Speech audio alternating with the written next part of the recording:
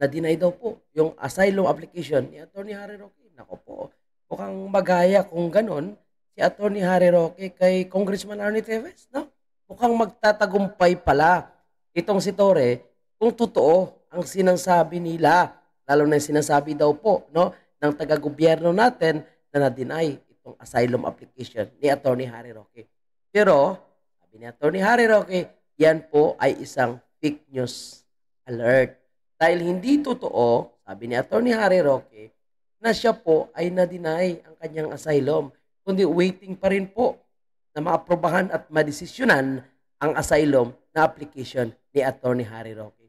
Nako, mga kababayan natin, ito na nga po, no, na ang gobyerno natin na sinasabi dapat magkaroon ng batas na anti-fake news, itila ba yung nasa ahensya ng gobyerno, no, yung nagpapakalat ng fake news ngayon, mga kababayan, para papaniwalain ang tao sa isang mapanlinlang nila ng mga statement, no, sa mga kumakalaban sa kanila o yung mga kritiko ni Marcos. Okay, basahin natin mga kababayan, yung nilalaman kasi, no, ng pahayag ni Attorney Harry Roque. Sabi dito ni Attorney Harry Roque, fake news alert, deny na naman daw yung asylum bid ko.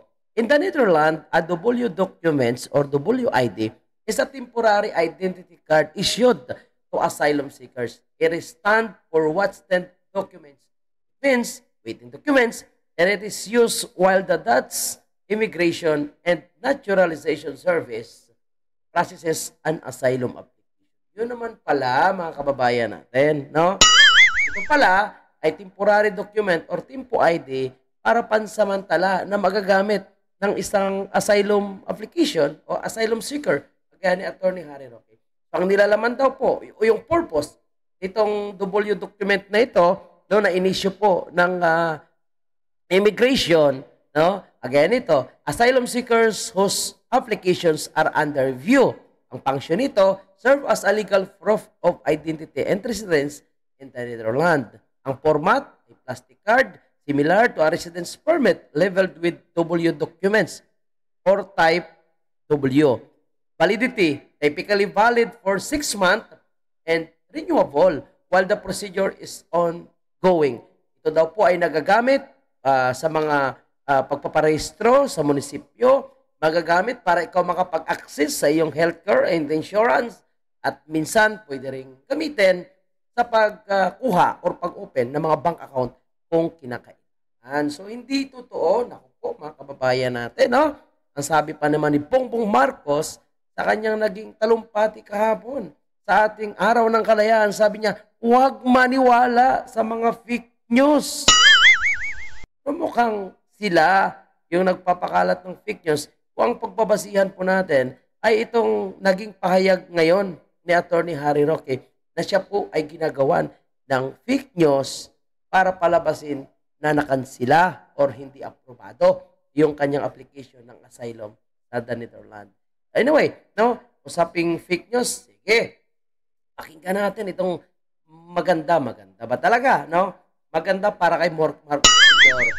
Mukhang ang kanilang pinaparinggan patungkol sa issue ng fake news at kasinungalingan. Mukhang sila rin. O, pakinggan natin mga kababayan, ha? In connection ito doon kay Attorney Harry Roque. Dahil ito ang gusto ni Marcos Jr. Kasinungalingan, walang hangganan. Mga balitang walang katotohanan at maling impormasyon. Tama. Ito ang mga salot sa ating kalayaan. Nakakalungkot din na may ilan din sa ating mga kababayan ay pinipilit ang maling paniniwala para sa interes ng iba at hindi para sa kapakanan ng ating mga kababayan Pilipino. Maging mapanuri tayo lagi. Alamin na ang mga kasinungalingan walang Di ba? Yung mga kasinungalingan hangganan.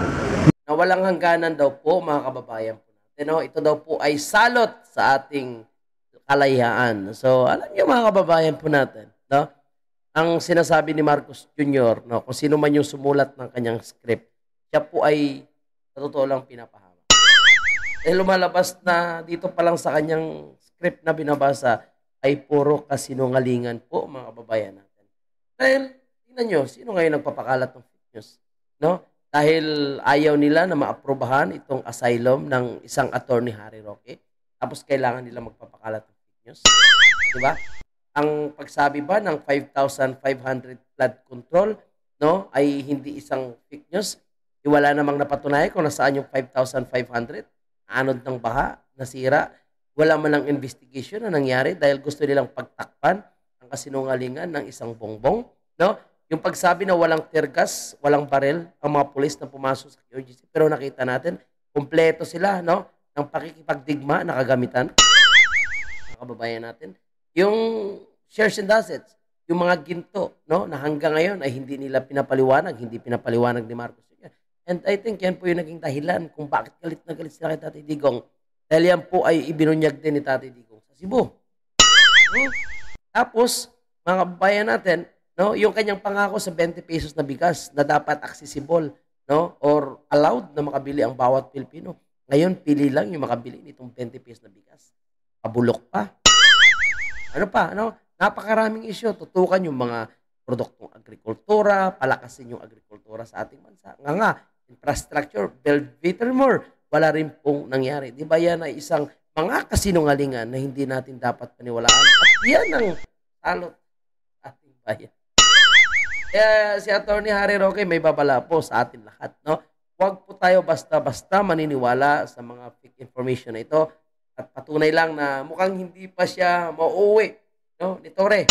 Kaya Torre, relax ka lang dahil hindi ko pa makukuha si Atty. Harry Roque dahil mayroon pa siyang isang identification, no, na magpapatunay na hindi pa siya pwede mapaalis sa the Netherlands dahil siya po ay nag-aantay pa ng kanyang application ng asylum. So, negative ito, no, at ito po ay isang kasinungalingan, mga kababayan.